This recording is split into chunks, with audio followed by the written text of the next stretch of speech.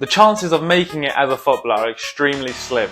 But being the young motivated footballer you are, you don't care about that, right? Despite knowing that the odds are against you, you continue to work and strive towards your goal of actually reaching the professional level of football, which is good. That's exactly what you should do.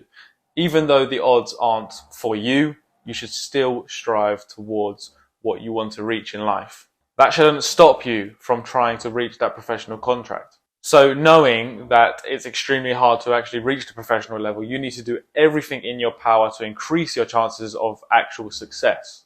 To do that, we need to learn from those who do not succeed. We need to learn from where players fail. So let's analyze where a majority of footballers go wrong. Before I give my opinion, I'd love to hear yours. So where do you think most players go wrong? Before watching the rest of this video, leave a comment and let me know.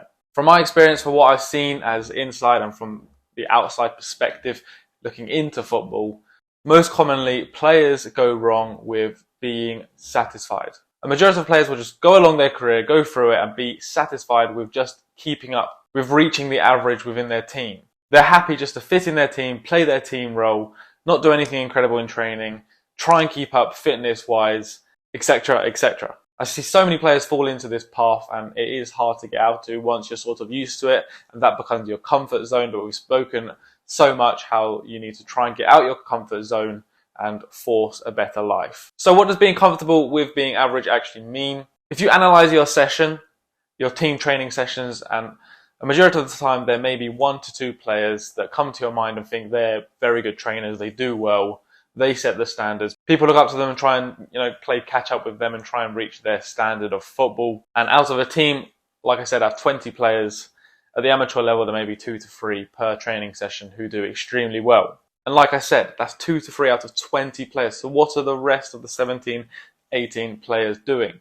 They're happy with being average. They're happy with not being the best. They know they don't need to be the best. They look up to these incredible players in their own team and think, he's a very good player. There's no way I could get to that standard. I wish I could. So the players who do the best are never satisfied. They're never happy with just being good.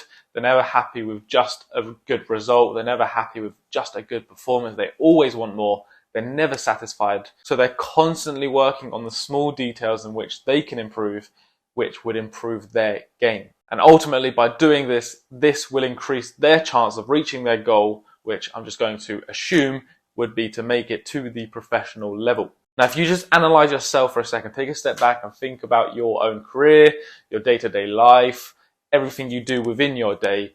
Are you satisfied with just going along with the flow, following the crowd, being average, and never truly ask yourself, can you do more? Can you do more on the field? Can you do more off the field? What can you do to improve? How can you get up to the standard of the top players in your team? And how can you set the standards for training? How can you turn into the player who everyone thinks, how is he this good? How is he so good in training? How is he so fit? How is he so technically sharp? How is his mindset so good? Why does the coach like him so much? That could be you, and that should be you. All you have to do is change your mindset ever so slightly and stop being satisfied with minimal results. So in my opinion, this one small change can make a drastic difference within your career and life in general. So stop being happy with minimal results and start demanding more from yourself. It may be harder for some than others, it may be easier said than done, but if you just start trying and attempting to want more from yourself and expect more from yourself and demand more from yourself, you will fail more, but in the long term, those failures will turn into success. You will learn from these failures, you will learn from wanting more from yourself, and you will motivate yourself to actually try and perform better. And all of this will start something way bigger than you ever imagined.